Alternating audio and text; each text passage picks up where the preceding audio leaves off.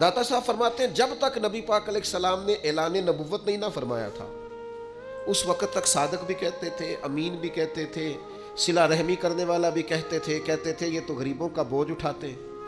جتنی دیر تک رسول پاک علیہ السلام نے لا الہ الا اللہ کی دعوت نہیں دی تھی اتنی دیر تک کہتے تھے ان جیسا کوئی نہیں، شرافت، نفاست، پرہیزگاری ہر چیز ہے۔ جس دن حضور نے فرمایا کہ تمہارے بت جھوٹے ہیں، تمہارے نظریات ٹھیک نہیں ہیں، تمہیں بدلنا چاہیے، داتا صاحب لکھتے ہیں جس دن کہا کہ تمہارا یہ رویہ ٹھیک نہیں ہے، وہ جو صادق تھے انہی کو معاذ اللہ جادوگر کہنا شروع کر دیا، جن کو کل تک امین کہتے تھے انہی کو شاعر کہنا شروع کر دیا، جن کو کل تک آنکھوں کا تارا سمجھتے تھے ان کے خلاف تلواریں اٹھا لی۔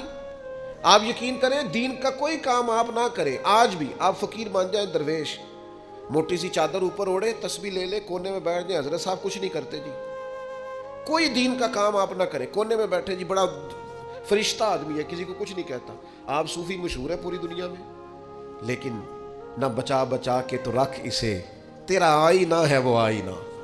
اقبال کہتے ہیں تو اپنے شیشے کو اتنا بچا بچا کے کیوں رکھتا ہے؟ نہ بچا بچا کے تو رکھ اسے، تیرا آئینہ ہے وہ آئینہ، شکستہ ہو تو عزیز تر ہے نگاہ آئینہ ساز میں۔ داتا صاحب نے لکھا ہے کشف المعجوب میں کہ اللہ تعالیٰ کی بارگاہ میں حضرت موسیٰ علیہ السلام نے عرض کیا تھا مالک تیرے بندے اگر تجھے ڈھونڈنا چاہیں تو کہاں ملے گا؟ تو اللہ کریم نے فرمایا جن لوگوں کے دل لوگ توڑ نہیں دیتے میں ان ٹوٹے دلوں میں ملا کرتا ہوں۔ تیرا آئینہ ہے وہ آئینہ کہ شکستہ ہو تو عزیز تر ہے نگاہ آئینہ ساز میں۔ جب آپ جد و جہد کر کر کے تھک جاتے ہیں اور لوگ جب پوری طور پر طعنہ زنی کر باتیں سننے کو جب ملتی ہیں، میں دیانتداری سے کہتا ہوں جب لوگ پوری طرح دل توڑ دیں پھر کوئی سجدے کا مزہ ہے، پھر کوئی دعا کی لذت ہے، پھر کوئی چسکا ہے اس کی بارگاہ میں حاضری کا، پھر کوئی تڑپ پیدا ہوتی ہے اس کیفیت میں۔ وہ جب لوگ آپ کو پوری طرح تکلیف دیں اور سارے اسباب ظاہری ختم ہو جائیں، وہ جو لذت ہے نا اللہ کی بارگاہ میں جڑنے کی، وہ تعریف والوں کو کئی دفعہ نصیب، ٹوٹے دلوں میں تو رب ملتا ہے، نہ بچا بچا کے تو رکھ اسے، تیرا آئینہ ہے وہ، یہ شکستہ ہو تو عزیز تر ہے نگاہ آئینہ ساز میں۔ میرے عزیز طے کریں کہ اپنے ضمیر کے مطابق فیصلے ہوں گے، اللہ رسول کی رضا پانے کا کام ہوگا، اور اس تعریف سے نکل آئیں گے ہم کہ لوگ ہمارے بارے میں کیا کہتے ہیں۔ میں عرض کر چکا ہوں کہ داتا علی اجویری رحمۃ اللہ علیہ فرماتے ہیں کہ نبی پاک علیہ السلام کو صادق کہتے ہیں، امین کہتے ہیں، صلہ رحمی کرنے والا کہتے ہیں، اور جب کہا لا الہ الا اللہ پڑھو تو پھر جادوگر، پھر معاذ اللہ شاعر، پھر کچھ اچھا وہ یہ سارا کچھ کہتے رہے تو کیا حضور شام کو بیٹھ کے حضرت صدیق اکبر کے پاس یا گھر میں سیدہ خدیجہ کے پاس یہ تبصرے کرتے تھے معاذ اللہ کہ دیکھو جی لوگ بات ہی نہیں سنتے، دیکھو توجہ ہی نہیں کرتے، دیکھو مجھے جادو، حضور یہ تبصرے کرتے تھے؟ وہ جس طرح بچہ آگ کے قریب بار بار جاتا ہے اور ماں ہاتھ پکڑ پکڑ کے روکتی نہیں، غصہ نہیں کرتی، اس کا خیال ہوتا ہے اسے پتہ ہی نہیں یہ جل جائے گا، یہ رات کو بیٹھ کے تبصرے نہیں ہوتے تھے، بلکہ اللہ کا قرآن کہتا ہے اللہ کا باقی النفس کا، اے محبوب کیا آپ اپنی جان پر کھیل جائیں گے؟ اللہ یکون مؤمنین، اس بات پر کہ یہ ایمان کیوں نہیں لاتے؟ حضور آپ نے تو جان کی بازی لگا دی گویا، اتنی محنت کرتے ہیں، اتنی محنت کرتے ہیں، یہ اللہ کا قرآن ہے، وہ جادوگر کہتے جا رہے ہیں، ساحر کہتے جا رہے ہیں، اور حضور جان کی بازی لگا کر دین بتاتے جا رہے ہیں۔ یہ مزاج ہے کہ آپ ان لوگوں کے بیچ کھڑے ہو کر انہی کی خیر کی بات کریں۔ مسلم میں موجود ہے، یہودیوں نے کہنا شروع کر دیا تھا کہ نبی کریم تو ہر معاملے میں ہماری مخالفت کرنا پسند کرتے ہیں، یہ تو ہر معاملے میں الگ چلتے، کیوں؟ ہمارا اپنا کلچر ہے، ہماری اپنی تہذیب ہے، ہمارا اپنا تمدن ہے، ہم اس دین کے ماننے والے ہیں جو یہ بھی بتاتا ہے سلام کیسے لینی ہے، اور یہ بھی بتاتا ہے کتنی دفعہ لینی ہے، اور یہ بھی کہتا ہے دروازے پہ جانا ہے تو دروازہ کھٹکھٹا کے دروازے کے سامنے نہیں کھڑا ہونا، تھوڑا سا ہٹ کے کھڑا ہونا ہے، اور یہ بھی کہتا ہے کہ کسی کے گھر جانا ہے تو دروازے میں کوئی سوراخ ہو تو اندر نہیں جھانکنا، اور یہ بھی بتلاتا ہے کہ 3 دفعہ سے زیادہ دروازہ نہیں کھٹکھٹانا، نہ کھلے تو لوٹ آؤ۔ جو دین ایک ایک بات کھول کر بیان کرے، جو یہ بھی بتائے روٹی کمانی کہاں سے ہے، یہ بھی بتائے کھانے سے پہلے ہاتھ بھی دھو لینا، یہ بھی بتائے بیٹھ کے کھانا، یہ بھی بتائے کہ بسم اللہ شریف پڑھ کے کھانا، یہ بھی کہے ذرا چبا چبا کے کھانا، اور یہ بھی بتائے کہ کافر اور منافق 7 آنتوں سے کھاتے ہیں، زیادہ کھاتے ہیں، تم نے 1 آنت سے کھانا ہے، جو کھانے کا طریقہ بھی بتائے सोने का भी बताए, किसी से मुलाकात का भी बताए, जो किसी का इंतकाल हो जाए तो तदफीन करनी है ये भी बताए। और लोग छोड़ के आ जाएंगे तो कब्र में क्या होगा, कब्र से उठेंगे तो क्या होगा, मैदान महशर में क्या होगा, महशर में मीज़ान कैसे लगेगा, पुलसिरात कैसे लगेगी, हिसाब कैसे होगा, अल्लाह के हुजूर खड़े होंगे तो सवाल क्या होंगे, जवाब क्या देने चाहिए, जो ये भी बताए कि अल्लाह तबारक व तआला क़यामत में अदल कैसे करेगा, और ये भी बताए कि अपने बंदों पर फजल कैसे करेगा। जो दीन ये भी बतलाए कि क़यामत वाले दिन जब गुनाहगार मैदान महशर में परेशान होंगे तो एक काली जुल्फ़ों वाले महबूब आके सिफारिश भी करेंगे, उनकी सिफारिश मानी भी जाएगी, उनके कहने से गुनाहगारों को छोड़ा भी जाएगा। फिर ला यस्तवी असहाबुन नारी व असहाबुल जन्ना असहाबुल जन्नती हुमुल फाइजून, जो बताए कि जब जन्नत में चले जाएंगे तो कामयाबी होगी। तो जो बच्चे के कान में आज़ान देने से लेकर गुट्टी देने से लेकर जन्नत में जाने तक का सारा तरीका जो दीन बताए, पर उस दीन के मानने वालों को इधर उधर जाने की दीन इजाज़त देता है? हर चीज़ तुम्हें घर में बताई है।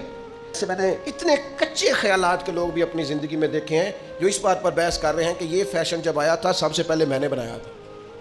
क्या कौम है, क्या तबसरा है, कहाँ जीतना चाहती है।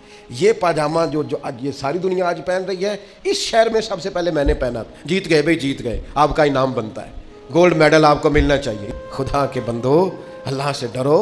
मुसलमान इन चीज़ों में उलझ कर ज़िंदगी नहीं गुजारता, उसकी चाहतें कुछ और हैं, उसके अंदाज कुछ और हैं। वो मिट्टी में मिल के और घोड़े पे बैठ के और घोड़े की टापों की आवाज़ सुन के वल आदियाति दबहन फल मूरियाति कदहन फल मुगीराति सुबहन फासरना भी नखन फवसतना भी जमा। रब कहता है मुझे कसम हो उन घोड़ों की जिन पर सवार होकर मेरे महबूब के सहाबा मैदानों में निकलते हैं। ये शान है मुसलमान की, उसमें अंदर वलवला होता है, उसके रंग कुछ और होते हैं, उसके अंदाज कुछ और होते हैं। वो मजमे देखकर परेशान नहीं हो जाता। दुनिया के अंदर ढेर सारे वाक़यात होते हैं, हम रोज़ देखते हैं। फला आदमी जवानी में इंतकाल कर गया, अभी बिल्कुल जवान था, कोई बीमारी नहीं थी, कोई आसार नहीं थे, कोई बुढ़ापा नहीं था, कोई बाल सफ़ेद नहीं थे, चला गया, रुखसत हो गया। अब इस तरह की जितनी भी चीज़ें होती हैं उससे दो किस्म का लोग नतीजा अक्स करते हैं। एक लोग उससे इबरत लेते हैं। इबरत क्या है? कानों को हाथ लगाएंगे, तौबा तौबा तौबा अस्तगफिरुल्लाह, अल्लाह माफ़ करे जी, देखो अभी इसी उम्र में बेचारा रुखसत हो गया, ये इबरत है।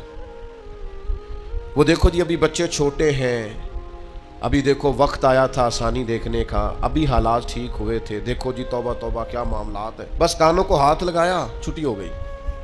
ये इबरत है। और कुछ लोग ऐसे होते हैं जो इन चीज़ों से नसीहत हासिल करते हैं। वो कहते हैं यार वो जवानी में चला गया है तो मैं भी तो जा सकता हूं ना।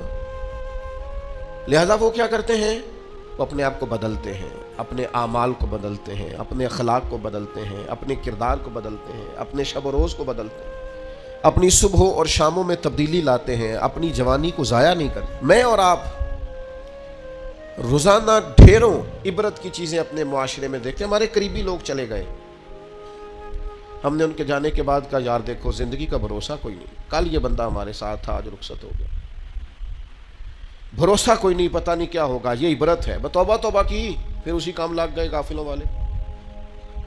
लेकिन अगर मौइज़तन लिलमुत्तकीन पर अमल होता तो फिर हम क्या करते, फिर हम कहते यार अगर वो चला गया है तो बैठे मैंने भी नहीं रहना, जाना मुझे भी पड़ेगा, लिहाजा तैयारी करो। इबरत और नसीहत, इसमें फ़र्क होता है। हम चीज़ों को बतौर इबरत देख तो लेते हैं पर उनसे नसीहत हासिल नहीं करते। हमें नसीहत हासिल करनी। कुरान मजीद फुरकान हमीद के अंदर बहुत सारी कौमों के अहवाल अल्लाह ने बयान फरमाए। किस लिए बयान किए? कुरान कोई माज़अल्लाह हमें कोई वाक़या सुना के ऐसे ही गुजरना तो नहीं चाहता, लेकिन इतनी कौमों के हालात हैं, जगह जगह जिक्र है जनाब नूह का, उनकी कौम का, जनाब दाऊद का, उनकी कौम का, जनाब लूत अलैहिस्सलाम का, उनकी कौम का, जनाब शुएब अलैहिस्सलाम का, उनकी कौम का। जगह जगह पे जिक्र है, तज़किरा है। अंबिया ने उन्हें समझाया है, वो बाज नहीं आए, उसकी उन्हें सजा मिली है। जनाब शुएब अलैहिस्सलाम की कौम नाप तोल में कमी करती थी। यूं समझ लीजिए कि जितने पैसे लेती थी उतना माल नहीं देती थी। اللہ نے عذاب دیا انہیں. ہم نے قرآن مجید کے اندر اس واقعہ کو پڑھا, اس حالت کو دیکھا. اب جب ہم نے وہ عذاب والی چیزیں پڑھی نا, ان پر عذاب آیا, وہ چیخ کی آواز آئی زوردار, اتنی زوردار کہ لوگ تاب نہ لا سکے اور مر گئے. تو ہم نے کہا توبہ توبہ, اللہ معاف کرے, اللہ معاف کرے. بس یہ ہے عبرت.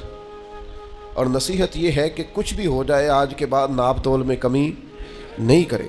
جو مرضی ہو جائے, جتنے مرضی غربت آ جائے, جتنے مرضی حالات ابتر ہو جائیں, لیکن ہم کبھی بھی کسی شخص کے ساتھ یہ والا معاملہ نہیں کریں گے کہ پیسے پورے لیں گے چیز تھوڑی دیں گے. اس عبرت سے نصیحت کیا حاصل کی؟